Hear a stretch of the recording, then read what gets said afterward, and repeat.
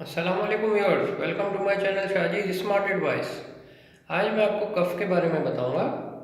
इसमें जो है कफ़ जो आती है वो बॉडी जो है कोई भी इरिटेंट जो रेस्पिरेटरी ट्रैक में फंस जाता है उसको निकालने के लिए एक प्रेशर बिल्डअप करती है, जिसकी वजह से वो खांसी आती है। और वो इरिटेंट जो भी डिस्टरबेंस होती है वो कफ की सूरत में जो भी म्यूकस वगैरह होता है वो उसके साथ निकल जाती है। कुछ का खांसी जो है उसके कॉजेज़ जो हैं वो हैं, जैसे कटहरे है और स्वेलिंग है। अच्छा, स्वेलिंग जो है नॉर्मली इन्हीं चीज़ों की वजह से होती है, जो कि पोल्यूशन वगैरह है, स्मोकिंग है और दूसरे इन्वायरमेंटल फैक्टर्स होते हैं और अनहाइजीनिक फैक्टर्स भी होते हैं उसमें।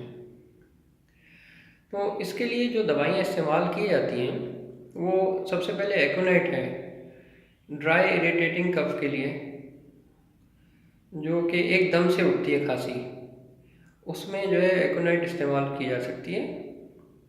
ये 30 में आप लें और एवरी 4 आवर्स यानी हर 4 घंटे बाद सिर्फ 5 डोजेस लेने होंगे, तो वो खांसी जो है वो ख़त्म हो जाएगी। इसी तरह ब्रायोनिया है, कफ अगर आपको हो रही है और चेस्ट पेन है तो उसमें 30 लें। तो 30 जो है वो इसी तरह लेनी है हर 4 घंटे बाद, तो ये भी 5 डोजेस ही लेने होंगे।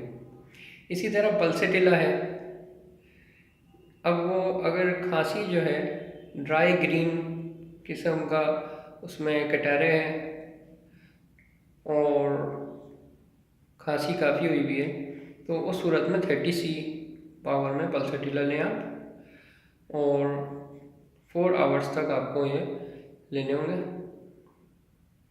अप टू 5 डोजेज, सिर्फ 5 डोजेज लेने होंगे। इसी तरह जो बाकी दवाइयाँ इस्तेमाल होती हैं उसमें ड्रोसेरा है, वो वूपिंग कफ के लिए इस्तेमाल होती हैं। और जो बाकी दवाइयाँ हैं वो हेपार सल्फर है, 200 में ले सकते हैं या 3x में ले सकते हैं। 3x में तो बहुत ही अच्छा है।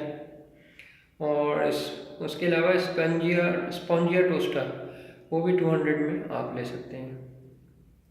तो नाजरीन, ये था कफ के बारे में कुछ छोटा सा बयान। अगर आपको मेरा वीडियो पसंद आया हो तो इसको लाइक ज़रूर कीजिएगा और मेरे चैनल को सब्सक्राइब भी कीजिएगा। अस्सलामु अलैकुम वरहमतुल्लाहि वबरकातुहू।